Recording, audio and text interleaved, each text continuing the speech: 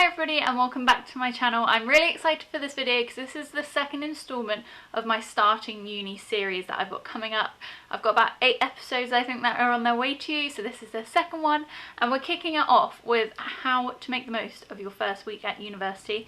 I feel like the first week there's a lot of pressure to make it the biggest, best week of your life and try and meet as many people as you can and have the most fun that you can. And I've kind of picked up a few tips along the way, either from my own experience, from hearing about other people's experiences, my friends, or just things that I wish I would have done. And I've kind of noted them all down and we're going to go through them so that hopefully you can pick up some of these before you get there, just to make sure that you really do make the most of your first week, because let me tell you, it's never coming around again. So if you're going to do it right. And I've got a list of 8 tips with me here, so we better get started. Okay, so my first tip, and I think the most crucial tip just in university in general, is talk to as many people as you can. I remember my first day, literally as soon as I got there, all of my roommates were in their own bedrooms, like no one was in the common area, everyone was off doing their own thing, and I was like, I'm not having this, I don't even know who I'm living with. So I went round and knocked on all their doors and asked them if they wanted a cup of tea, and we all kind of congregated in the kitchen, and that was the first time we all got to actually have a conversation and talk to each other. And from there we kind of like branched out as a group, which was so much easier than when you're like by yourself on your own, because that can be super intimidating. But don't only like speak to people in your flat, speak to people like in your whole block, speak to people in your lectures, speak to people waiting in the queue to get a coffee. Just speak to as many people as you can. I feel like Freshers Week is really good when you know people who are like going somewhere, because then you can tag along, or if they've got friends that you haven't met yet, and then you can meet those people, and you'll find that later on down the line you'll have a lot more friends like that you can rely on to like go into like group presentations and project work and stuff like that with. So it all does like come back together to like focus back on the uni work, even if you're starting just going out with a group of people. So yeah, definitely talk to as many people as you can, and if you can carry that on throughout uni, that's great, because I feel like in my first year I definitely settled into a smaller group, and I was just like, okay, I've got my friends, that's it, I don't need any more, thank you very much. But now going into third year, a lot of my friends have already graduated, and the younger year are going to be in my year because I've kind of skipped out on a year. So yeah, I'm going to have a whole bunch of new people, so I will definitely be using that tip when I get back. My next tip kind of goes hand in hand with this one, and it is invite yourself to as much as you can.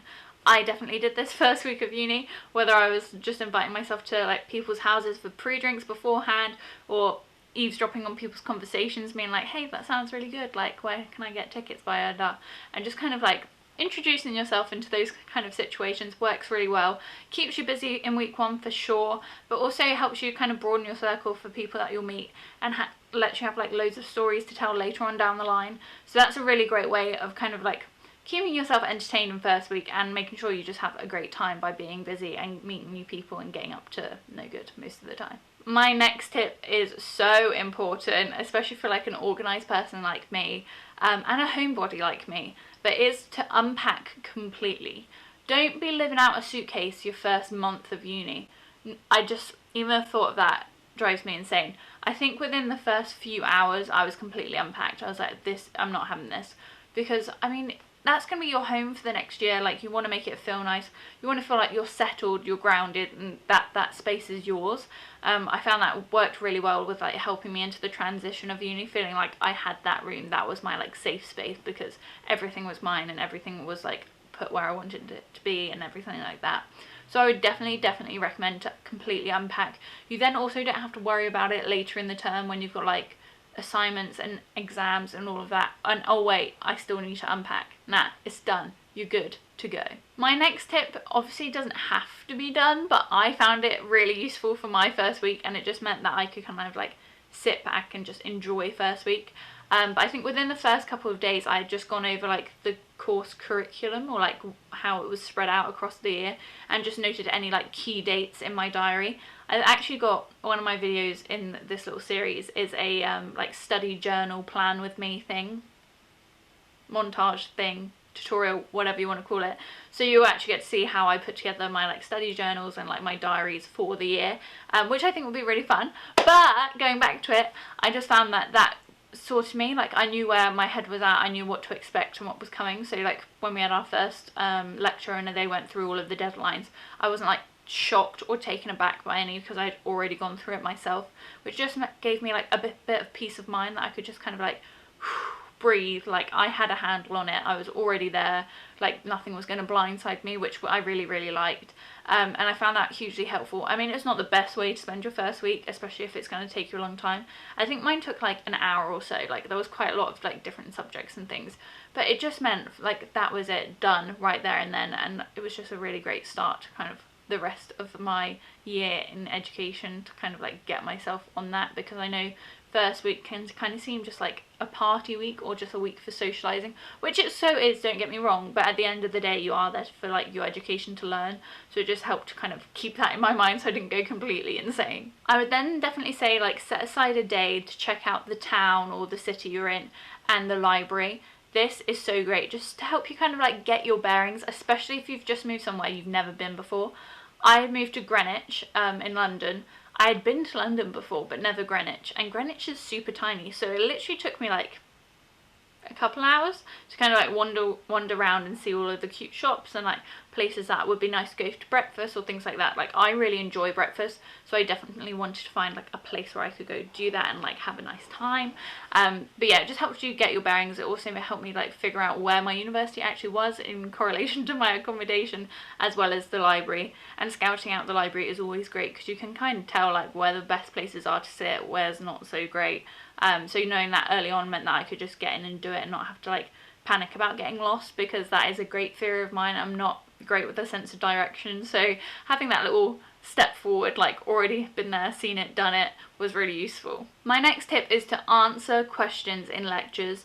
I find it so awkward when a lecturer asks a question and it's just silence. Like, I'd rather answer it incorrectly and like move the conversation on than just have awkward silence. Like, it drives me insane. But also I find lecturers are really good at kind of taking your answer, which is incorrect, and being like, oh, interesting point. However, if we think about it like this, like, they don't say, no, you're wrong. They just kind of twist your thinking to kind of get you used to thinking in that direction, rather than like the way you've been learning how to think in school, because it's very different. So yeah, don't be afraid to answer questions in lectures. It also helps the lecturer know who you are and like put a name to the face and everything like that, which is so useful later down the line when you need help on an essay or something, because they'll know who you are and they know you've put in effort across the year, so they're more inclined to help you. I will say don't answer too many questions though, because then you become the person that everyone relies on for the question. Like, people just think, I'm not going to answer it because so and so will answer it.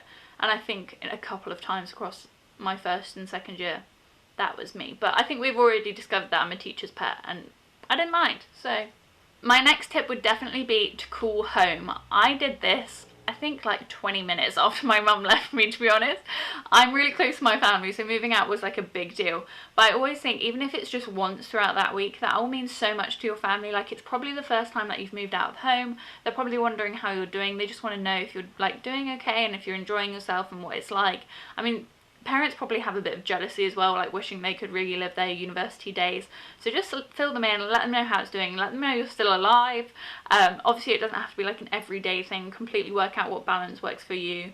I think me and my mum probably called like once every 2 days, which worked for us. So, but yeah, definitely call home. It's a great way to kind of just like let them know that you're still keep in touch, but you are independent. And also just like keep the connection there between home and your uni, because obviously depending how close you are with your family, that was really important for me. So I wanted to feel like I was still part of the loop, you know. I didn't want to lose too much like contact there. So yeah, that's definitely a good tip to make the most of your week, not only for you but for your parents as well. My last tip is so important, and I did it far too late. But my next tip would be to go out and find places that do your hobbies or things you're interested in. So like I mentioned, I went and found somewhere that did good breakfast. Fine, you can find a lot of places that do a good breakfast. But like, I joined the gym really late. I found a cute charity shop really late. And if I had found those earlier on, like, I just would have been busier. And I did find first year of uni quite hard because I just didn't have enough to do. Because I only had 8 hours lecture a week. So I had like a lot of downtime where I just watched Grey's Anatomy. Like, I did not do much. Whereas if I had had a gym membership to like work out or go to like Zumba class and things like that, which I find really fun, that would have been great. And also I love charity shopping. It's like, it just holds a special place in my heart, you know. And I always love it to find good books, because books are like 30p, and I'm not about to spend like £12–15 on a new book when I can spend 30p on a book, especially on a student budget. So I've only really recently found a book or a charity bookshop down the road that does like so many books for 30p, and I think if you get 5 it's £1, which is even better. So yeah, a bit of a bookworm.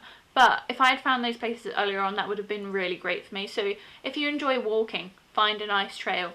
If you like swimming, find out where your local leisure centre is, like all of those kind of things. Especially even if it's more like quirkier than that, like if you're really into board games, I know there's like board game cafes or like actual like tabletop board game places where you can go and like do that. So yeah, London's got pretty much everything. Even the quirkiest of hobbies have a place here, and I'm pretty sure it's the same across loads of different cities or like bigger towns. So I would say do that early on. You can then share it with your friends, which is really great, get them interested in something that they've never tried before, but also it just lets you feel like you've got a community and you've got that bit of home away from home, and you can start to feel like you're putting down roots, kind of like you've got certain places where you go and you know the people there. And that can really help build like the community vibe, so it's not just you in a big old city by yourself. So yeah, that was really great, and I wish I had done it earlier on. So that is why that is my final tip for this video. The one I wish I had used, and I am so thankful that I've settled myself now and found those. So I feel like I just whirled through that, but they were my 8 tips for making the most of your first week of university. If you did like it, please give it a thumbs up and subscribe down below. Like I said, I've got another 6 videos of these starting uni series coming at you in the next few weeks. Let me know if you're starting university or if you're going back to a year like I am. I'm starting 3rd year. So yeah, we can do it together. Thanks very much for watching, and I'll see you soon. Bye!